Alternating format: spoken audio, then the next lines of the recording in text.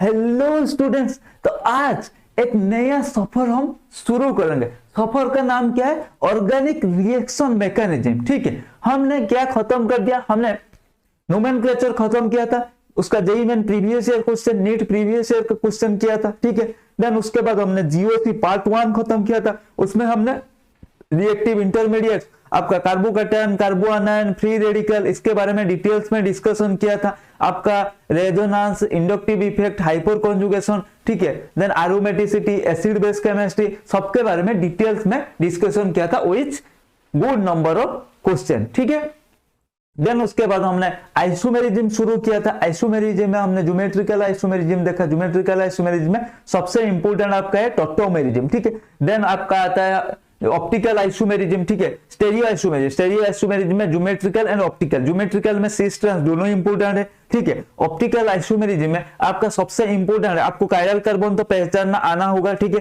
ये नीट के क्वेश्चन आ जाते हैं कभी कभी, which of the following so optically active. ठीक है, तो कायरल सेंटर आपको क्या, कायरल सेंटर को आइडेंटिफाई करना आना चाहिए। ठीक है, देन सबसे इंपॉर्टेंट क्या है? आरएस नोमेनक्लेचर उसका। देन हमारा कॉन्फॉर्मेशनल आइसोमेरिज्म में था कॉन्फॉर्मेशन ऑफ साइक्लोहेक्सेन, वो सबसे इंपॉर्टेंट है। ठीक है, देन और एक था compound having no chiral centre, बस उनके पास होता है कायरल एक्सिस, जो था आर्लिन बाइफिनाइन। ठीक है, देन उसके बाद हम जेईई मेन प्रीवियस ईयर का क्वेश्चन सॉल्व किया था। ठीक है, तो आज हम डिस्कशन करेंगे, एक नया सफर शुरू करेंगे, रिएक्शन मैकेनिज्म। ठीक है, ऑर्गेनिक रिएक्शन मैकेनिज्म। इसमें आज का क्लास जो बेसिक इंट्रोडक्टरी रहेगा, एनर्जी प्रोफाइल डायग्राम के साथ हम दिखेंगे, ट्रांजिशन स्टेट क्या होता है वो उसको अच्छे से समझेंगे। ठीक है, देन हमारा इस लेक्चर सीरीज में हमारा चलेगा क्या, SN1 SN2। ठीक है, जो न्यूक्लियोफिलिक सब्स्टिट्यूशन बोलते हैं, SN1 SN2 SNGP, then elimination reaction E1 E2 E1CB EI। ठीक है, ये सब के बारे में हम डिटेल्स में डिस्कशन करेंगे। देन हमारा सफर जाएगा कहां तक? हाइड्रोकार्बन तक। ठीक है, चलिए फिर शुरू करते हैं आज ऑर्गेनिक रिएक्शन मैकेनिज्म। क्या है? पहले सर के स्टेडियम आ गया क्या, फुटबॉल खेलेंगे यहाँ पे? नहीं नहीं नहीं नहीं, प्लेइंग विथ एनर्जी डायग्राम। ठीक है, आज का सेशन का नाम क्या है? Playing with energy diagram. ठीक है, क्या सर एनर्जी डायग्राम के साथ प्लेइंग करेंगे? ठीक है, ऑर्गेनिक रिएक्शन मैकेनिज्म पहले इसका इंट्रोडक्शन होता क्या है? ऑर्गेनिक रिएक्शन, पहले रिएक्शन कैसे होता है? ठीक है, ऑर्गेनिक रिएक्शन में क्या होता है? कुछ ब्रेक होता है, कुछ फॉर्म होता है। ठीक है, तो यहाँ पे ऑर्गेनिक हमने बताया, ऑर्गेनिक में जनरली कोवैलेंट बॉन्ड होता है, तो कोवैलेंट बॉन्ड का ब्रेकिंग होता है एंड फॉर्मेशन होता है। ठीक है, इन सेवरल स्टेप हो सकता है या एक स्टेप में हो सकता है। द डिटेल स्टडी ऑफ जो मान लो ए कंपाउंड है ए। ठीक है, इन्होंने कंपाउंड फॉर्म किया डी, ए का डी तक पहुंचने का सफर जो रहा, ठीक है, वो कैसे रहा? ठीक है, किसके स्टेप में रहा, कितना स्टेप में रहा, फर्स्ट स्टेप में क्या क्या हुआ? ठीक है, इसी का स्टोरी को हम बोलते हैं ऑर्गेनिक रिएक्शन मैकेनिज्म। क्या सर? मतलब मान लो क्राइम, जब एक सीबीआई इन्वेस्टिगेट करता है, कुछ क्राइम हो गया, ठीक है, मान लो चोरी हो गया, ठीक है, वहां पे हमने सीबीआई, मान लो कुछ बड़ा घोटाला हो गया, ठीक है, एक बड़ा सा प्रोजेक्ट था, उसमें बड़ा घोटाला हो गया, तो उसमें हमने सारे मीडिया लोगों ने बोला नहीं, इसमें सीबीआई जांच होनी चाहिए। ठीक है, सीबीआई वाला क्या करते, एक एक स्टेप को अच्छे से स्टडी करते, क्यों हुआ, कैसा हुआ, किसने किया, इसमें कौन कौन इन्वॉल्व था, मतलब उस प्रोजेक्ट के लिए, पहले उस प्रोजेक्ट के लिए कितना बजट सैंक्शन हुआ था। ठीक है, मान लो इतना करोड़ लाख सैंक्शन हुआ था। ठीक है, उसको हैंडल कौन कर रहा था, उसका हेड कौन था, देन उसके नीचे कौन कौन थे। ठीक है, तो उस प्रोजेक्ट को पूरा करने के लिए कितने लोगों ने क्या क्या काम किया था, क्या काम हुआ। ठीक है, सारे का डिटेल्स निकाल के फिर एक एक स्टेप को एनालिसिस करके वो पकड़ेंगे। ठीक है, घोटाला जो जिसने भी किया होगा वो उसको पकड़ेंगे। ठीक है, तो ये क्या होता है? Detail story, step by story. ठीक है, step by step story of the एक केस हो गया। ठीक है, तो वही काम हमारा, हम तो केमिस्ट है, हम तो सीबीआई वाले नहीं है, या हम तो पुलिस वाले नहीं है, हमारा काम क्या है? ऑर्गेनिक केमिस्ट्री पढ़ रहे हैं, हम तो केमिस्ट है, तो ऑर्गेनिक केमिस्ट्री का वही वाला डिटेल्स में जो रिएक्शन हो रहा है वो क्यों हो रहा है, कैसा हो रहा है, कितना स्टेप में हो रहा है, हर एक स्टेप में क्या क्या इन्वॉल्व हो रहा है, क्या सॉल्वेंट चाहिए, कितना टेम्परेचर चाहिए, क्या हो रहा है प्रोसेस में, ठीक है, ये स्लो क्यों दे रहा है इसका प्रेजेंस पे, तो इन सबको हम डिटेल्स में स्टोरी करेंगे। काम ही तो है हमारा यही है, ठीक है। तो इसी को हम बोलते हैं ऑर्गेनिक रिएक्शन मैकेनिज्म। मतलब ए से बी तक का सफर, मान लो कंपाउंड ए था वो डी तक पहुंच गया, ए से डी तक का सफर उसको तय करने के लिए कितना स्टेप लगा, क्या क्या प्रोसेस लगा, ठीक है, उसको डिटेल स्टोरी को हम बोलते हैं ऑर्गेनिक रिएक्शन मैकेनिज्म। हाँ sir, a chemical reaction involve the change of energy of the system which tries to attain the state minimum energy, ठीक है। Arrhenius postulated that some extra amount of energy has to be supplied to complete the reaction। देखो सारे compound क्या है, organic हो, organic chemistry में सारे compound क्या चाहते हैं, मतलब वो स्टेबिलिटी को पाना चाहते हैं, मतलब उनका एनर्जी जो होता है पोटेंशियल एनर्जी उसको लेस करना चाहते हैं, ठीक है। आरएनएस बाबा ने बोला जब हम प्रोसेस कंप्लीट करते हैं एक रिएक्शन के लिए हमें कुछ एनर्जी देना पड़ता है। The extra amount of energy which must be supplied by the collision for a reaction to occur is known as energy of activation। RNS बाबा ने बोल दिया जब एक प्रोसेस से, मान लो एक ए से बी, एक ए था प्रोडक्ट, ठीक है, ए था रिएक्टर, रिएक्टर में बी प्रोडक्ट तक पहुंचने के लिए कुछ एक्स्ट्रा एनर्जी हमें देना पड़ेगा। उस एनर्जी को हम बोलते हैं, मतलब उस प्रोसेस को कंप्लीट करने के लिए हमें कुछ एक्स्ट्रा एनर्जी ऊपर से ऐड करना पड़ेगा, ठीक है। तो उस एनर्जी को आरएनएस बाबा ने एक नाम दिया एक्टिवेशन एनर्जी, ठीक है। देन ट्रांजिशन स्टेट और एक्टिवेटेड कॉम्प्लेक्स, हमने एक पढ़ा था ट्रांजिशन स्टेट क्या होता है। In a chemical reaction the reactant continuously change the geometry under the reaction condition, ठीक है। जब रिएक्शन हो रहा है वो उसका अंदर कुछ भी कर रहा है प्रोडक्ट को जाने के लिए, ठीक है। And pass through optimum state when the effective collision has been achieved, this state is called transition state और एक्टिवेटेड कॉम्प्लेक्स। अच्छा, ठीक है। देन देखते हैं एनर्जी डायग्राम क्या होता है। The energy diagram are depicted showing the change energy change against the progress of reaction, ठीक है। मान लो ए से बी तक हो रहा है, इसमें एनर्जी कैसे चेंज हो रहा है, ऐसे हो रहा है, या ए से बी तक जाने के लिए इसको ऐसे जाना पड़ रहा है, या ए से बी तक जाने के लिए ये ऐसे ऐसे ऐसे ऐसे करके जा रहा है, ठीक है। तो एनर्जी का चेंज को शो करने के लिए जो डायग्राम हम ड्रॉ करते हैं उसको बोलते हैं एनर्जी डायग्राम, ठीक है। एनर्जी डायग्राम क्या होता है, इफ प्रोडक्ट है लोअर एनर्जी देन रिएक्टर ये होगा एक्सोथर्मिक, इफ प्रोडक्ट है हायर एनर्जी देन रिएक्टर ये होगा एंडोथर्मिक, ठीक है। तो अगर प्रोडक्ट का एनर्जी, ठीक है, इफ प्रोडक्ट है lower energy than reactor, product का अगर एनर्जी रिएक्टेंट से लेस होगा उसको एक्सोथर्मिक बोलेंगे, अगर प्रोडक्ट का एनर्जी रिएक्टेंट हाई होगा उसको हम बोलेंगे एंडोथर्मिक, ठीक है। देन एक्सोथर्मिक रिएक्शन देखते हैं, ठीक है। पहले energy diagram of exothermic reaction, हमने क्या बोला एनर्जी ऑफ ये हो गया रिएक्टेंट, ये हो गया प्रोडक्ट। मैंने बोला energy of product is less than energy of reactant, इसको बोलते हैं एक्सोथर्मिक रिएक्शन। देख रहे हो ये energy profile diagram potential energy, इसका एनर्जी यहां पर है, मतलब रिएक्टेंट का प्रोडक्ट का एनर्जी यहां पर है, तो इसको हम बोलते हैं क्या एक्सोथर्मिक रिएक्शन। और ये जो ऑप्टिमम स्टेट आ जाता है इसको बोलते हैं हम ट्रांजिशन स्टेट, ठीक है। यहाँ मतलब प्रोडक्ट से रिएक्टेंट जाने के लिए, अगर आसान भाषा में आपको ट्रांजिशन स्टेट बताओ, प्रोडक्ट से रिएक्टेंट जाने के लिए वो जाएगा जब एक ऐसा स्टेट आएगा जहां पर पोटेंशियल एनर्जी हाई होगा, ठीक है, उसी स्टेट को बोलते हैं ट्रांजिशन स्टेट। एक ऐसा जाएगा फिर ऐसा आएगा, एक पीक आएगा, ठीक है, समझ में आ रहा है, एक पीक आएगा, उस पीक को हम बोलेंगे ट्रांजिशन स्टेट।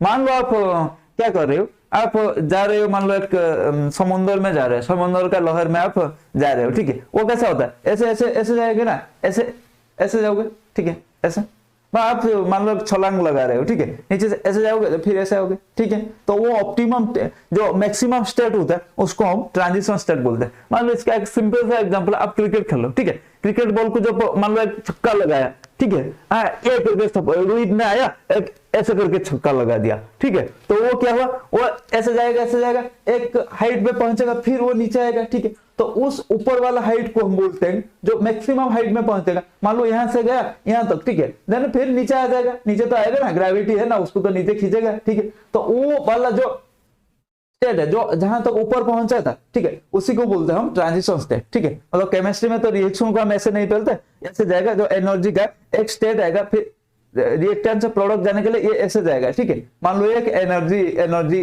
जा रहा है, ठीक है, तो ये पहले हाई एनर्जी होगा देन फिर लेस एनर्जी होगा। तो जो मैक्सिमम एनर्जी जहां पर रहता है उसको ट्रांजिशन स्टेट बोलते हैं, ठीक है। उसको अगर याद नहीं रह मतलब अगर आपका याद नहीं रह रहा है तो क्या करना है, क्रिकेट रोहित का छक्का, ठीक है, छक्का मारो बस, मैक्सिमम हाइट तक जाएगा फिर नीचे आएगा। जो मैक्सिमम हाइट को हम बोलते हैं ट्रांजिशन स्टेट, ठीक है। तो वो बोलते हैं यहाँ पे मैक्सिमम एनर्जी वाला स्टेट को हम बोलते हैं ट्रांजिशन स्टेट। समझ में आ गया, समझ में आ गया या नहीं आया बोलो। देन एंडो में क्या होता है, एंडो में हमारा रिएक्टेंट का energy of reactant is less than energy of product. Delta H positive, thermo में पढ़ा होगा, endothermic reaction, delta H negative exothermic reaction, energy of reactant greater than energy of product, ठीक है। इसमें energy of reactant less than energy of product, ये भी देखो transition state, एक जो मैक्सिमम हाइट में आता है वो ट्रांजिशन स्टेट मैंने बोला था। Then multi stage reaction, such reaction में form a number of transition state, ठीक है। मल्टी स्टेप रिएक्शन में ऐसा हो सकता है, ऐसा हो सकता है, ठीक है। ये मान लो फर्स्ट स्टेप, ये सेकंड स्टेप, ये इंटरमीडिएट, ऐसा हो सकता है, ठीक है। अगर वन स्टेप रिएक्शन होगा तो ऐसा होगा जो मैक्सिमम हाइट जाएगा। अगर मल्टी स्टेप रिएक्शन हर एक स्टेप का एक ट्रांजिशन स्टेट आ सकता है, ठीक है, आ सकता है या नहीं आ सकता। हर एक स्टेप में मान लो फर्स्ट स्टेप, मान लो एक रिएक्शन है वो first step second step third step में कंप्लीट हुआ, तो फर्स्ट स्टेप में जब जाएगा फर्स्ट स्टेप में क्या वो जाएगा फिर नीचे आएगा, ठीक है। तो मैक्सिमम एनर्जी लेवल को ट्रांजिशन स्टेट बोलेंगे, फिर नीचे आएगा फिर ऊपर जाएगा फिर नीचे आएगा, ठीक है। तो उस वाला स्टेट सेकंड स्टेप का वो ट्रांजिशन स्टेट होगा, फिर ऊपर जाएगा फिर नीचे आएगा। जो थर्ड वाला स्टेट का वो जो ऊपर वाला जाएगा उसको हम बोलेंगे थर्ड वाला स्टेट का ट्रांजिशन स्टेट, ठीक है। देखो ये मल्टी स्टेज रिएक्शन के लिए ये देखो, ये स्टेप 1 का ट्रांजिशन स्टेट, ये स्टेप 2 का ट्रांजिशन स्टेट, ये वाला जो नीचे आया ये इंटरमीडिएट, ठीक है। तो ये ट्रांजिशन स्टेट 1, ये ट्रांजिशन स्टेट 2, ये इंटरमीडिएट, ये हमारा रिएक्टर, ये हमारा प्रोडक्ट, ठीक है। एनर्जी डायग्राम में देख के आना चाहिए। Then two step reaction if first step is slow, देखो जिसका फर्स्ट स्टेप स्लो मतलब देखो कैसे पहचानेंगे स्टेप स्लो है, एनर्जी प्रोफाइल डायग्राम से। जिसका फर्स्ट स्टेप स्लो मतलब उसका पोटेंशियल एनर्जी जो मतलब जो ट्रांजिशन स्टेट है वो हाई में रहेगा, ठीक है। अरे मान लो इसको आसान से समझते हैं, ठीक है। मान लो रिएक्टर हूं मैं, ठीक है, मैं हूं रिएक्टर, मुझे प्रोडक्ट बनना है, ठीक है। यहाँ पर एक एनर्जी का एक माउंटेन लगा है, ठीक है, ऐसे करके है, मुझे ऐसे जाना है फिर ऐसे नीचे जाना है, ठीक है। प्रोडक्ट तक पहुंचने के लिए मुझे मान लो यहाँ पे एक माउंटेन है, ठीक है, मतलब इसको क्लाइंब करके मुझे उधर जाना है, ठीक है। तो ये जितना बड़ा होगा, ये माउंटेन जितना बड़ा होगा, मुझे उधर पहुंचने में उतना टाइम लगेगा या नहीं लगेगा। मान लो मैं ऐसे जा रहा हूं, ठीक है, नहीं मैं यहां से जा रहा हूं, ठीक है, मेरा डेस्टिनेशन है वहां, ठीक है। यहाँ पे एक माउंटेन लगा, मुझे वो माउंटेन क्लाइंब करना है फिर नीचे जाना है, ठीक है, वहां तक पहुंचना है। मान लो ये माउंटेन का हाइट जितना बड़ा होगा, मुझे वहां तक जाने के लिए उतना टाइम लगेगा, ठीक है। तो मेरा जाने का स्पीड स्लो होगा, ठीक है। मान लो माउंटेन छोटा है तो मैं जल्दी पहुंच जाऊंगा, माउंटेन का हाइट बड़ा है तो मैं क्या है लेट में पहुंचूंगा, मतलब मेरा जाने का स्पीड स्लो हो जाएगा अगर माउंटेन को हम हाई कर देंगे। सिमिलर बात यही है। मान लो मैं प्रोडक्ट हूं, केमिस्ट्री के टर्म में समझते, मान लो मैं रिएक्टेंट हूं, मुझे प्रोडक्ट तक पहुंचना है, यहाँ पे है एनर्जी प्रोफाइल डायग्राम, ठीक है। ये जितना बड़ा होगा, ठीक है, मुझे वहां पे क्लाइंब करके जाके उधर पहुंचने में टाइम लगेगा, मतलब मुझे प्रोडक्ट रिएक्टेंट से प्रोडक्ट तक पहुंचने के लिए टाइम लगेगा, ठीक है, क्योंकि ये बड़ा है। जब ये छोटा होगा, ठीक है, तो मैं फिर गिरना जाके पहुंच जाऊंगा, ठीक है, टाइम कम लगेगा। मतलब कहने का मतलब अगर ये बड़ा हो गया, मतलब जो एनर्जी डायग्राम ट्रांजिशन स्टेट का हाइट बड़ा हो गया, ठीक है, मतलब ट्रांजिशन स्टेट का एनर्जी ज्यादा हो गया, ठीक है, तो क्या होगा मुझे वहां तक जाने में थोड़ा स्लो मतलब थोड़ा टाइम लगेगा। अगर ट्रांजिशन स्टेप का हाइट छोटा होगा तो मतलब वहां तक मुझे पहुंचने के लिए टाइम कम लगेगा या नहीं लगेगा। तो मतलब स्लो स्टेप की मतलब टू स्टेप रिएक्शन है, तो स्लो स्टेप कैसे पहचान होगा एनर्जी डायग्राम से, जिसका ट्रांजिशन स्टेप बड़ा है, क्योंकि वहां तक जाने के लिए टाइम लगेगा, ठीक है। क्लाइंब करने के लिए हाइट है ना, क्लाइंब करने के लिए तो टाइम लगेगा ना, समझ में आ गया। अगर भूल जाओगे तो याद कर लेना, सर क्या है माउंटेन क्लाइंब कर रहे थे, ठीक है, तो माउंटेन का हाइट बड़ा होता तो सर को पहुंचने में टाइम लगता, अगर छोटा हुआ तो सर जल्दी पहुंच जाते, ठीक है, वही बात है। देख रहे हो वरना जो समझाया वही यहाँ पर डायग्राम में वही है, ठीक है। The example of the first step slow कौन सा रिएक्शन है, electrophilic addition, base catalyse nucleophilic addition, SN1 and substitution, electrophilic substitution, nucleophilic substitution, unimolecular reaction में फर्स्ट स्टेप स्लो है, ठीक है। देखो ये स्टेप स्लो है क्योंकि इसका देखो इसका ट्रांजिशन स्टेट का एनर्जी देखो ज्यादा है then compare to second step, तो हमारा first step is slow compare to second step, ठीक है। अगर इसका उल्टा लेंगे, second step is slow, acid catalysis nucleophilic reaction, देखो सेकंड स्टेप स्लो होगा, मतलब कहने का मतलब जिसका ट्रांजिशन स्टेट बड़ा होगा, मतलब जिसका ट्रांजिशन स्टेट का हाइट ज्यादा होगा वो स्टेप उतना स्लो होगा, ठीक है। जितना ज्यादा होगा ट्रांजिशन स्टेट का एनर्जी वो उतना स्लो होगा, ठीक है। तो अगर सिंपल से याद रखने की कोशिश करेंगे तो डायग्राम को देखेंगे, जिस स्टेप का ट्रांजिशन स्टेट बड़ा होगा, ठीक है, ऊपर रहेगा वो स्टेप हमारा स्लो होगा, ठीक है। माउंटेन क्लाइंब वाला एग्जांपल। देन ये क्या, lower energy path for ortho para directing group, ठीक है। अगर इलेक्ट्रॉन डोनेटिंग ग्रुप मतलब इलेक्ट्रोफिलिक सब्स्टिट्यूशन रिएक्शन में अगर इलेक्ट्रॉन डोनेटिंग ग्रुप क्या है, एक्टिवेटिंग सब्स्टिट्यूएंट, तो lower energy path for ortho para substituent, ठीक है। समझ में नहीं आया?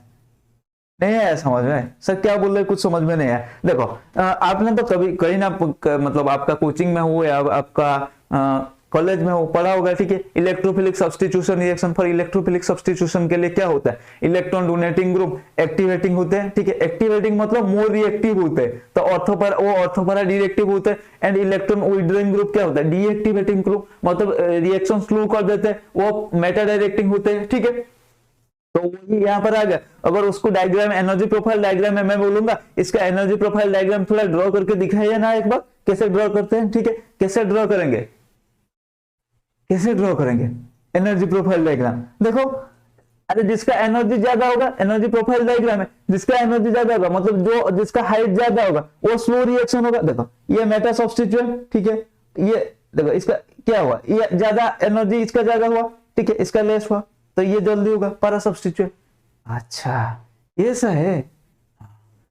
अगर electron withdrawing group deactivating substituent, देखो पैरा सब्स्टिट्यूएंट आगे जाएगा, देन मेटा सब्स्टिट्यूएंट नीचे आएगा, ठीक है। अगर क्योंकि इलेक्ट्रॉन डोनेटिंग विथड्रॉइंग ग्रुप क्या होता है, मेटा सब्स्टिट्यूएंट होता है, मेटा डायरेक्टिंग होता है, एंड पारा को नहीं जाता है, तो अगर पारा डेरिवेटिव पारा सब्स्टिट्यूएंट क्या होगा, उसमें क्या होगा, उसका एनर्जी ज्यादा होगा then compare to meta substituent, ठीक है। देन सल्फोनेशन के लिए, sulphonation is a reversible reaction, hence carbocation formed by the attack of electrophile can lodge SO2 to revert to the benzene, hence energy barrier heights on the either side of the carbocation nearly same, ठीक है। तो इसका देखो sulphonation of benzene में इसका जो कार्बोकेटन, ये एक रिवर्सिबल रिएक्शन होता है, तो इसके इसीलिए इसका जो टू एनर्जी मतलब ट्रांजिशन स्टेट है उनका एनर्जी सेम है, ये बीच वाला रिएक्टिव इंटरमीडिएट है। तो याद कैसे रखो, देखो ये जो टॉप में रहता है ये क्या होता है, ये ट्रांजिशन स्टेट होता है, ठीक है। ये सारे ट्रांजिशन स्टेट, ये रिएक्टर होता है, ये प्रोडक्टर, और जो नीचे जो ये रहता है इसको हम इंटरमीडिएट बोलते हैं, ठीक है। तो एनर्जी प्रोफाइल देख के आपको पता होना चाहिए कौन सा क्या कौन सा है, ठीक है। जो नीचे वाला है ये इंटरमीडिएट है, ठीक है, थोड़ा एनर्जी कम है ना।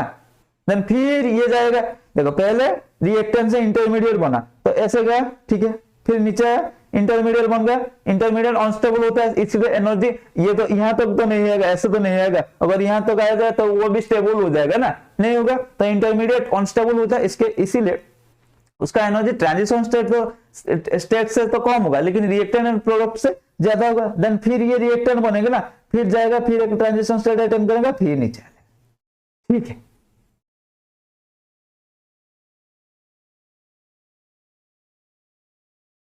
Then SN2 reaction, one step reaction, intermediate नहीं फॉर्म होता है, ठीक है। SN2 रिएक्शन हम पढ़ेंगे इसके बाद, हाँ जी सर, ठीक है।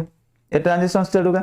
SN1 versus SN2 for primary alkyl halide, देखो SN1 versus SN2 for primary alkyl halide, देखो क्या है, SN2 में क्या होता है, SN2 का ऑर्डर क्या होता है, प्राइमरी सेकेंडरी टर्शियरी, SN1 में टर्शियरी सेकेंडरी प्राइमरी, क्योंकि SN1 में कार्बोकेटन इंटरमीडिएट फॉर्म होता है, तो 3 degree carbocation greater than 2 degree greater than 1 degree, इसीलिए हमारा tertiary alkyl greater than secondary than primary, लेकिन SN2 में हमारा अटैक होता है, अगर वहां पे कार्बन के पास जितना बल्की ग्रुप रहेंगे अटैक उतना स्लो हो जाएगा, इसलिए प्राइमरी के पास उतना नहीं रहता, लेकिन सेकेंडरी एंड टर्शियरी, सेकेंडरी के पास 2 अल्काइल ग्रुप आ जाएंगे एंड टर्शियरी के पास 3 आ जाएगा, तो रिएक्शन स्लो हो जाएगा। तो अगर एनर्जी प्रोफाइल डायग्राम हम करेंगे प्राइमरी हैलाइड तो SN2 रिएक्शन फास्टर होगा, SN1 रिएक्शन स्लो होगा। तो SN2 रिएक्शन का जो एनर्जी डायग्राम है वो नीचे रहेगा, ठीक है, उसका लेस एनर्जी होगा एंड SN1 का ज्यादा होगा। ये SN2 रिएक्शन समझ में आएगा। एंड हमारा SN2 रिएक्शन क्या है, वन स्टेप रिएक्शन, उसमें इंटरमीडिएट वगैरह नहीं फॉर्म होता है, समझ में आएगा। देन अगर टर्शियरी हैलाइड के लिए हम ड्रॉ करेंगे SN1 वर्सेस SN2, मैंने बोला टर्शियरी के लिए SN2 रिएक्शन स्लो है, SN1 फास्टर है, तो SN1 का एनर्जी प्रोफाइल डायग्राम का एनर्जी लेस होगा, नीचे रहेगा, ये ऊपर SN2 चला गया, ये नीचे आएगा SN1। ठीक है, मजा आया सर? यार बहुत मजा आया। बस आज का क्लास में इतना ही, ऐसे ही मजा लेते रहो केमिस्ट्री का, मेरे साथ जुड़ते रहो, ठीक है। तो चलिए फिर आज का क्लास को यही खत्म करते हैं। अगले सेशन में शुरू करेंगे हम हमारा nucleophilic substitution reaction by molecular, ठीक है। तब तक के लिए बाय बाय।